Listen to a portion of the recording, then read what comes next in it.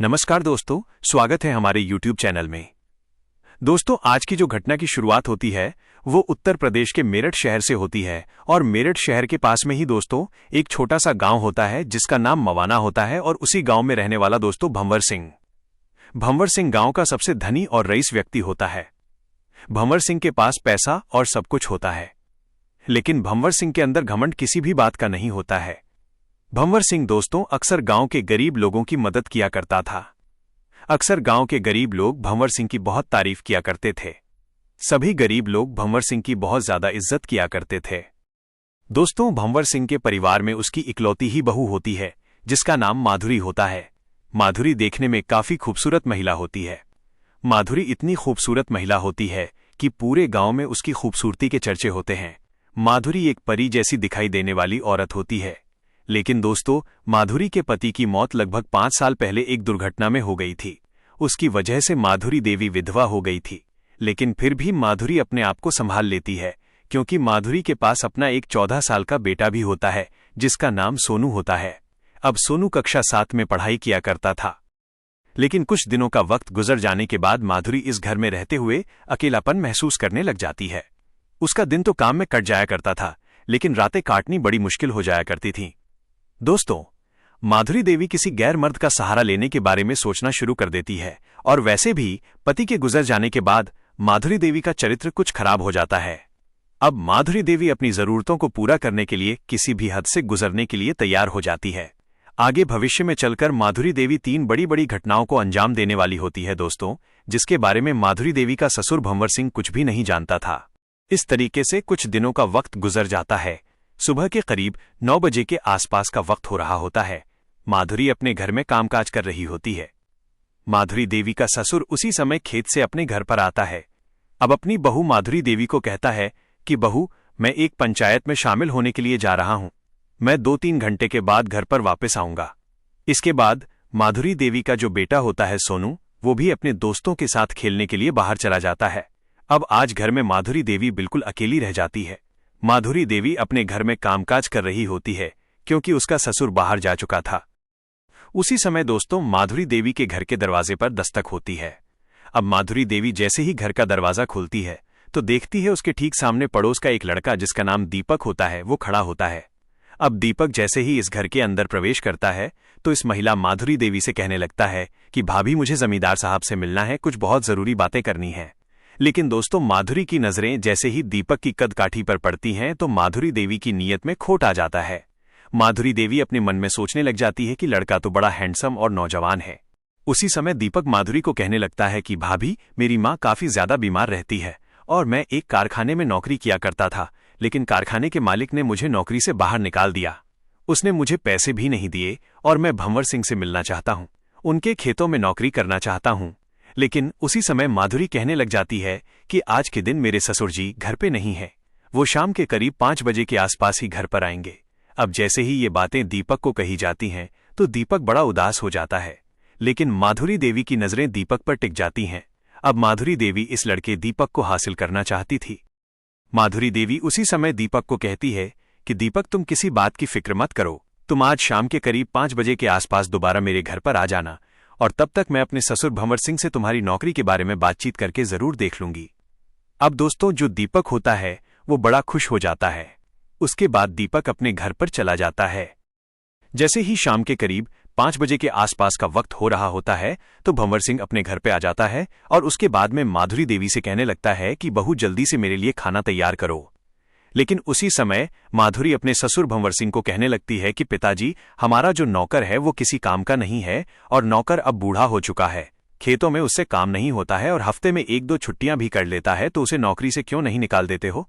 लेकिन उसी समय भंवर सिंह कहने लगता है कि बहू, ऐसे ईमानदार नौकर अब नहीं मिलते हैं। लेकिन उसी समय बहू माधुरी अपने ससुर भंवर सिंह को कहती है कि पिताजी, हमारे पड़ोस में एक लड़का रहता है, उस लड़के का नाम दीपक है। दीपक बहुत ही मेहनती और ईमानदार लड़का है।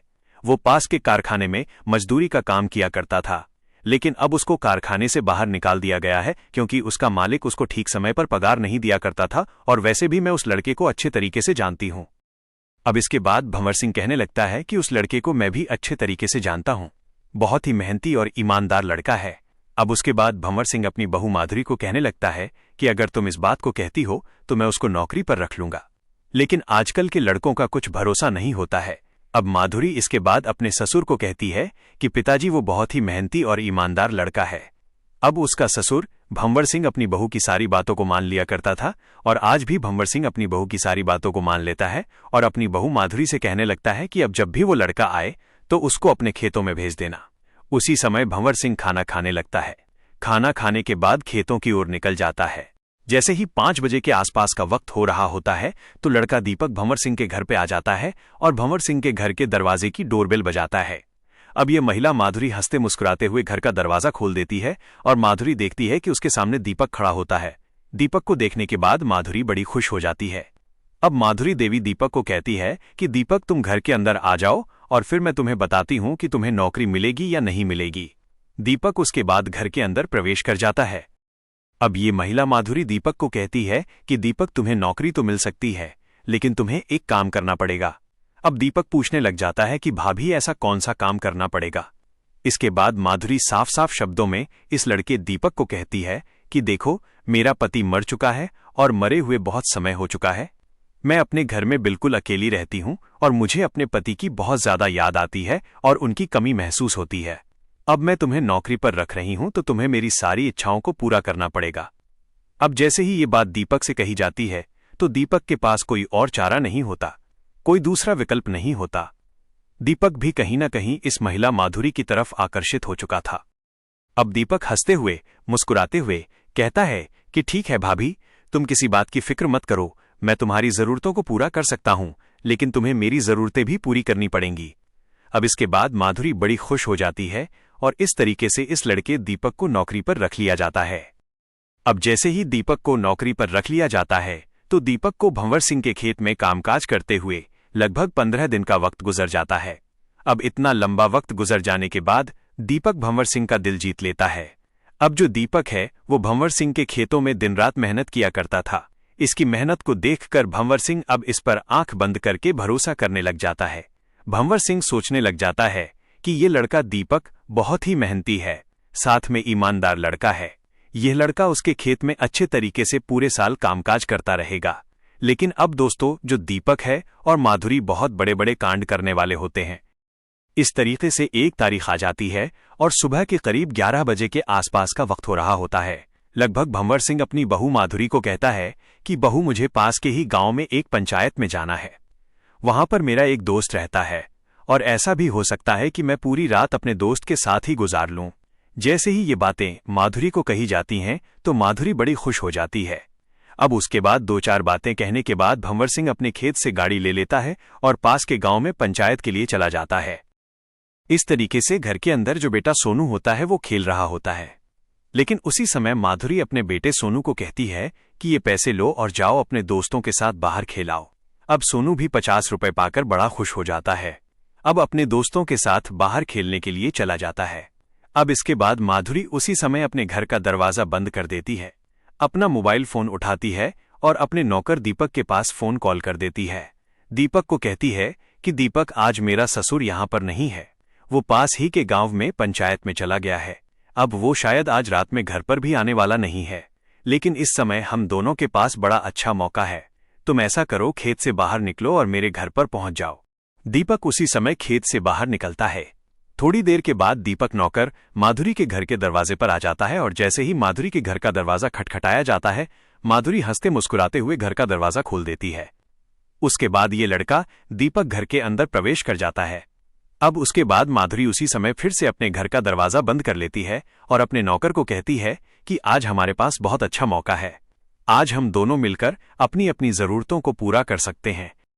अब दीपक उसी समय माधुरी से कहने लगता है कि मुझे आज 2000 रुपए की बड़ी जरूरत है। मेरी माँ आजकल ज्यादा बीमार रहती है और मुझे उसके लिए दवाइयाँ खरीदनी हैं।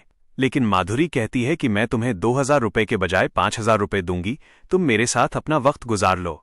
और दोस्तों माधुरी उसी समय अपने नौकर दीपक का हाथ पकड़कर उसको अपने कमरे में लेकर जाती है और उसके बाद कमरे को बंद कर लेती है। कमरा बंद करने के बाद माधुरी अपने शरीर से एक एक करके कपड़े हटाने लगती है और जैसे ही वो कपड़े हटाने लगती है तो उसी समय दीपक उसके संगमरमरी शरीर को देखने के बाद में बिल्कुल ही बदहवास हो जाता है। उसके बाद में ये दोनों अपनी इच्छा पूरी करते हैं और जैसे ही इन दोनों की इच्छाएं पूरी हो जाती हैं तो उसके बाद माधुरी अपने कमरे की अलमारी को खोलती है। उसी समय 5,000 रुपए निकालती है और नौकर दीपक को दे देती है। दीपक से कहती है कि जब भी मुझे मौका मिला करेगा मैं तुम्हें बुला लिया करूंगी। अब दीपक भी बड़ा खुश हो जाता है। दीपक भी अपने मन में सोचने लग जाता है कि ये बहुत अच्छी बात है, पैसों की कमी भी पूरी हो जाया करेगी। दीपक इस बात को भली भांति जानता था कि इसका पति गुजर चुका है और अगर मैं इसकी इच्छाओं को पूरा करता हूं तो ये मेरी सारी जरूरतों को पूरा कर दिया करेगी। कहीं न कहीं दीपक भी इस महिला पर पूरी तरह से मेहरबान हो गया था। अब जैसे ही इन दोनों का ये काम खत्म हो जाता है उसके बाद इसका नौकर दीपक इस घर से बाहर निकलता है और फिर से खेत में कामकाज करने के लिए चला जाता है। इस तरीके से इस महिला माधुरी देवी ने अपने ही नौकर दीपक को अपने प्रेम जाल में फंसा लिया था। अब तो जब भी इस महिला माधुरी का मन करता था तो घर पर कोई नहीं होता था तो इस नौकर दीपक को अपने घर पर बुला लिया करती थी और दीपक को कुछ पैसे देने के बाद में उसके साथ अपनी रातें रंगीन कर लिया करती थी। इस तरीके से माधुरी देवी ने अब गलत रास्ता चुन लिया था। अब माधुरी देवी एक दूसरा बड़ा कांड करने वाली होती है जिसके बारे में कोई भी नहीं जानता था। कुछ दिन का वक्त गुजर जाता है। सुबह के करीब 10 बजे के आसपास का वक्त हो रहा होता है। माधुरी देवी का बेटा सोनू अपने स्कूल में पढ़ाई करने के लिए चला जाता है, जबकि माधुरी का ससुर भंवर सिंह अपने खेत में कामकाज करने के लिए चला जाता है। इसके बाद माधुरी घर के कामकाज में व्यस्त हो जाती है। लगभग दोपहर के 1 बजे के आसपास का वक्त हो रहा होता है। आज के समय में माधुरी के घर की बिजली खराब हो जाती है। उसके बाद माधुरी देवी देखती है कि बड़ी ई भी बंद पड़ा होता है और गर्मी का समय होता है। अब माधुरी देवी को उस घर में घुटन पैदा होने लगती है। अब इसके बाद माधुरी उसी समय अपना मोबाइल फोन उठाती है, अपने ससुर भंवर सिंह के पास फोन कॉल करती है और अपने ससुर को कहती है कि पिताजी घर की बिजली खराब हो गई है और बिजली को ठीक करवा दो। अब उसके बाद भंवर सिंह कहने लगता है कि बहू तुम किसी बात की फिक्र मत करो, मैं अभी एक बिजली मिस्त्री को फोन कर देता हूं और उसको घर पर भेज देता हूं। अब इसके बाद फोन कॉल कट जाता है और उसके बाद भंवर सिंह गांव के ही एक बिजली वाले को फोन करने के बाद में अपने घर पे बुला लेता है। अब इस बिजली वाले का नाम लल्लन होता है। ये ऐसा लड़का होता है जो महिलाओं को गलत नजर से देखा करता था। लल्लन ऐसा लड़का होता है जो कि खूबसूरत महिलाओं में काफी ज्यादा दिलचस्पी रखा करता था। लल्लन इन खूबसूरत महिलाओं को मीठी मीठी बातों में फंसा भी लिया करता था। ऐसा गुण उसके अंदर होता है, उनके साथ अपना वक्त गुजार लिया करता था। इसके बाद भंवर सिंह लल्लन के पास फोन करता है और अपने घर की बिजली खराब होने के बारे में बताता है और कहता है कि तुम जल्दी से मेरे घर पर चले जाओ और मेरी बिजली की तारों को ठीक कर दो।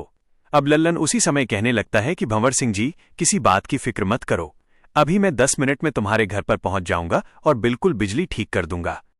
उसके बाद लल्लन अपनी दुकान से मोटरसाइकिल पर निकल जाता है और उसके बाद भंवर सिंह के घर पर चला जाता है। भंवर सिंह का दरवाजा खटखटाया जाता है। जैसे ही दरवाजा खटखटाया जाता है माधुरी देवी अपने घर का दरवाजा खोलती है और देखती है कि उसके सामने एक बड़ा ही हैंडसम नौजवान लड़का खड़ा है।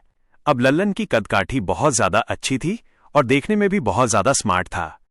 अब जैसे ही लल्लन की नजर माधुरी देवी की खूबसूरती पर जाती है तो लल्लन आकर्षित हो जाता है। लल्लन भी कुछ कम नहीं होता है। इस महिला की खूबसूरती को देखता है तो लल्लन की नीयत में भी खोट आ जाता है। अब इसके बाद माधुरी इस लल्लन को कहने लगती है कि हमारे घर की बिजली ठीक कर दो। अब लल्लन कहता है कि तुम्हारे ससुर का मेरे पास फोन कॉल आया था, अभी मैं 10 मिनट के अंदर तुम्हारी बिजली ठीक कर देता हूं। उसके बाद लल्लन घर के अंदर प्रवेश कर जाता है और बिजली के तारों को ठीक करना शुरू कर देता है। लेकिन माधुरी देवी की नजरें लल्लन पर टिक चुकी होती हैं। अब लल्लन की नजरें भी इस महिला पर टिक चुकी होती हैं। अब इसके बाद 10 मिनट गुजरने के बाद घर की बिजली अच्छे तरीके से ठीक हो जाती है। अब माधुरी लल्लन को कहने लगती है कि तुम्हारी मजदूरी कितनी बन गई। अब लल्लन कहता है कि मेरी मजदूरी 500 रुपए है। उसके बाद माधुरी उसी समय अपने कमरे में जाती है, कमरे से अलमारी के अंदर से 1000 रुपए निकालती है और उसके बाद में इस लल्लन को कहती है कि लल्लन मैंने तुम्हें 500 रुपए जरूरी काम के दिए हैं। उसके बाद माधुरी लल्लन को कहती है कि लल्लन तुम मुझे अपना फोन नंबर दे दो, अगर हमारे घर की कोई भी बिजली अगर गड़बड़ कर जाएगी तो मैं तुम्हें फोन कर दूंगी। अब उसके बाद लल्लन मुस्कुराते हुए इस महिला माधुरी देवी को अपना फोन नंबर दे देता है। अब उसके बाद माधुरी देवी लल्लन को कहने लगती है कि देखो लल्लन, मैं अपने घर में अकेली रहती हूं और मैं एक विधवा औरत हूं, मेरे पति की कई साल पहले मौत हो चुकी है और मुझे मेरा अकेलापन काफी परेशान करने लग जाता है। अब जैसी बातें लल्लन सुनता है तो लल्लन की नीयत उसी समय खराब हो जाती है। लल्लन मौका पाते ही उस महिला का हाथ पकड़ लेता है, लेकिन यह महिला माधुरी देवी किसी बात का विरोध तक नहीं करती है। लल्लन की हिम्मत अब और भी ज्यादा बढ़ जाती है। उसके बाद लल्लन खुद ब खुद इस घर का मुख्य दरवाजा बंद कर लेता है। फिर लल्लन इस महिला माधुरी देवी का हाथ पकड़कर उसको उसके बेडरूम के अंदर ले जाता है। फिर उसके बाद लल्लन और इस महिला माधुरी देवी के बीच गलत रिश्ते कायम होने लग जाते हैं और लल्लन और माधुरी देवी दोनों मिलकर अपनी अपनी जरूरतों को, अपनी अपनी इच्छाओं को पूरा करने लग जाते हैं।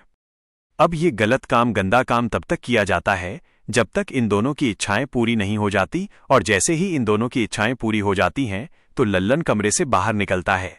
लेकिन उसी समय घर के दरवाजे पर दस्तक होती है और फिर जो माधुरी देवी होती है उसी समय अपने घर का दरवाजा खोल देती है। माधुरी देवी देखती है कि उसका बेटा सोनू घर के दरवाजे पर खड़ा होता है।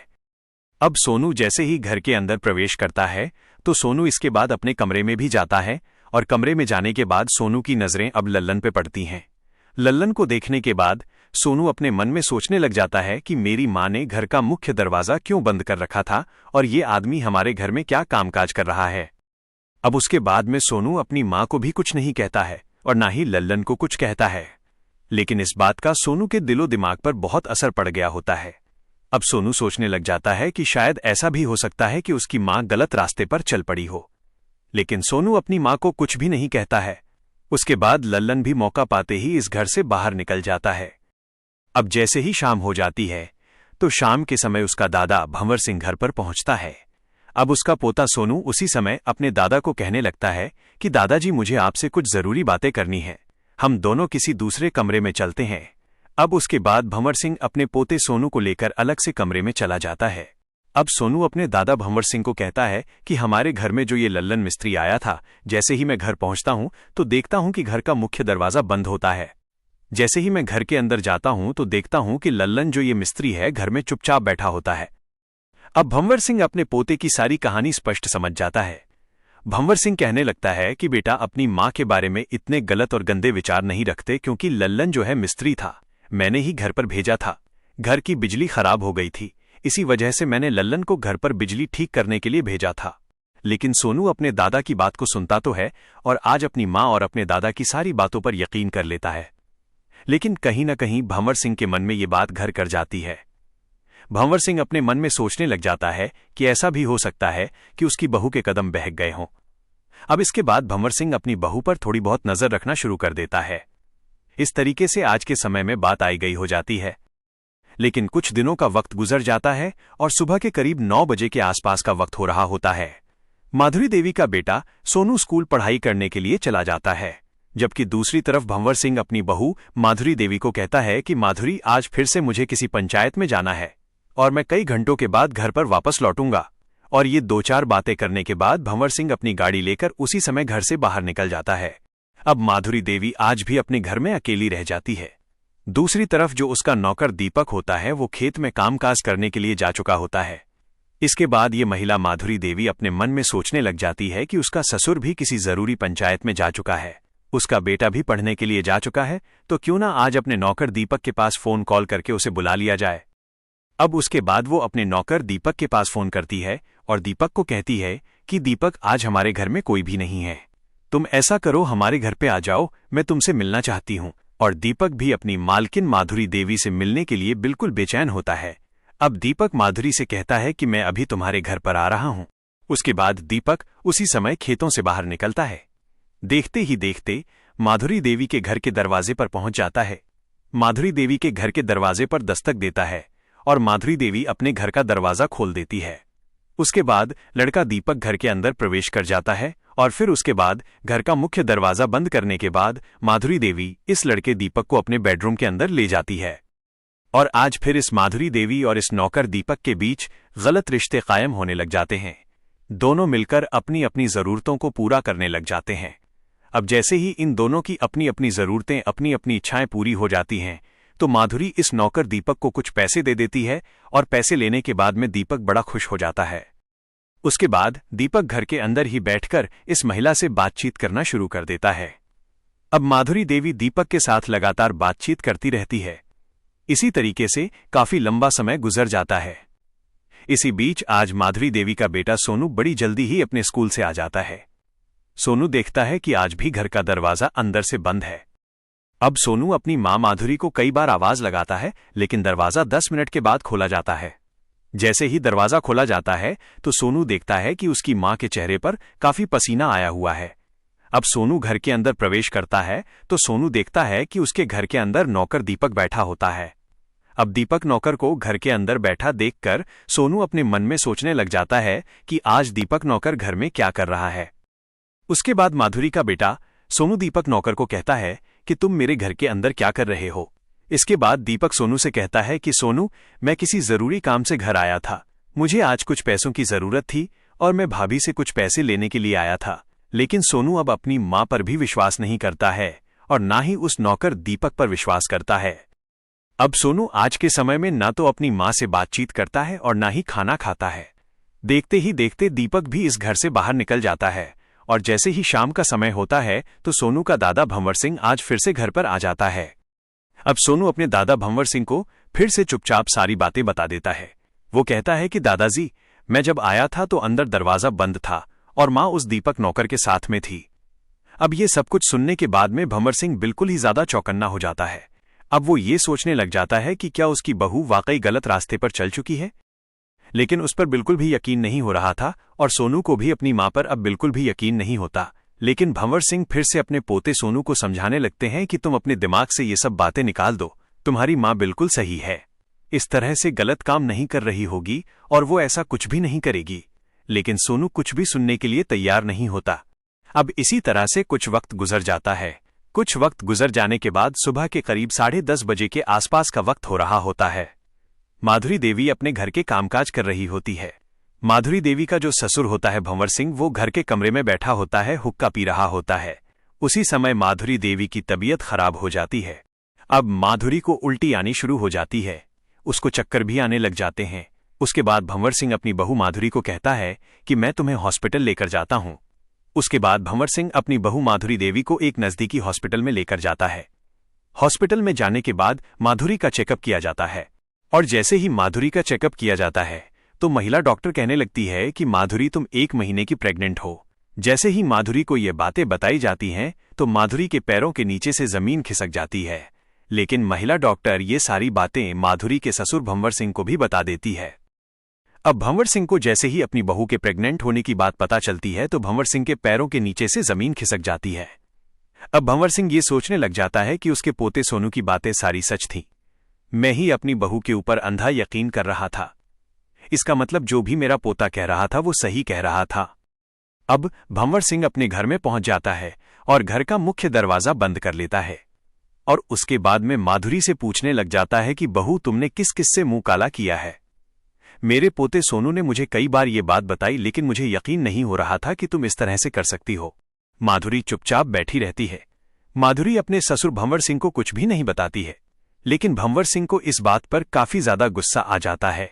भंवर सिंह अपने घर के अंदर जाता है और अपनी रसोई में जाता है और रसोई से एक धारदार हथियार ले आता है और धारदार हथियार लाने के बाद में माधुरी के गले पर रख देता है। गले पर रखने के बाद में उससे सब कुछ पूछने लगता है और जैसे ही गले पे वो चाकू रखी जाती है, धारदार हथियार रखा जाता है, उसी समय माधुरी भी बहुत घबरा जाती है और उसी समय रट्टू तोते की तरह अपने ससुर के सामने सब कुछ कबूल कर लेती है और कहती है कि जो हमारे घर में नौकर खेतों में काम करता है दीपक, मैंने उसके साथ कई रातें गुजारी हैं और उसके बाद में जो हमारे घर में लाइट सही करने आया था लल्लन मिस्त्री, उसके साथ भी मैंने वक्त गुजारा है। अब ये सब कुछ जैसे ही भंवर सिंह सुनता है तो वो इतना ज्यादा आग बबूला हो जाता है कि उसी समय उसी धारदार हथियार से अपनी बहू का गला रेत देता है। अब जैसे ही गला रेत देता है तो उसी समय उसकी बहू की मौत हो जाती है और जैसे ही उसकी मौत हो जाती है तो उसी समय भंवर सिंह अपनी जेब से फोन निकालता है, पुलिस स्टेशन में फोन कॉल कर देता है और कहता है कि मैंने एक कांड कर दिया है, तुम लोगों को, पुलिस को अभी मेरे घर पर आना पड़ेगा। उसी समय पुलिस अपनी टीम लेकर घर पर पहुंच जाती है और वहां पर देखती है कि भंवर सिंह ने वहां पर अपनी बहू का कत्ल कर दिया है। मौके पर भंवर सिंह को गिरफ्तार कर लिया जाता है। भंवर सिंह को गिरफ्तार करने के बाद पुलिस स्टेशन में लाया जाता है और जब भंवर सिंह से पूछताछ शुरू की जाती है तो भंवर सिंह कहता है कि मेरी बहू गलत रास्ते पर चल पड़ी थी। मेरी बहू अपने ही नौकर दीपक के साथ अपना वक्त गुजारती थी। यहाँ तक कि मिस्त्री लल्लन के साथ भी अपना वक्त गुजार रही थी, और जैसे ही वो प्रेग्नेंट हो जाती है उसके बाद मुझे पता चल जाता है और फिर मैं अपनी बहू का धारदार हथियार से गला रेत देता हूँ। अब इसी तरह से वो अपना गुनाह कबूल कर लेता है। अब पुलिस आगे की कानूनी कार्रवाई शुरू कर देती है। यह बात भविष्य में तय की जाएगी कि जज साहब आखिरकार भंवर सिंह को क्या सजा सुनाने वाले हैं। लेकिन दोस्तों, इस पूरे घटनाक्रम के दौरान भंवर सिंह ने अपनी बहू माधुरी के साथ जो किया, क्या वो सही था या गलत था? कमेंट बॉक्स में जरूर लिखें। आप हमारी वीडियो किस शहर या सिटी से देख रहे हैं? आप कमेंट बॉक्स में अपने शहर और सिटी का नाम जरूर लिख दीजिएगा। इस घटना को सुनाने का उद्देश्य किसी को चोट पहुंचाना या आघात पहुंचाना नहीं था, सिर्फ आपको जागरूक करना था। तो मिलते हैं कल फिर एक नई कहानी के साथ। तब तक अपना और अपने परिवार का ख्याल रखिएगा।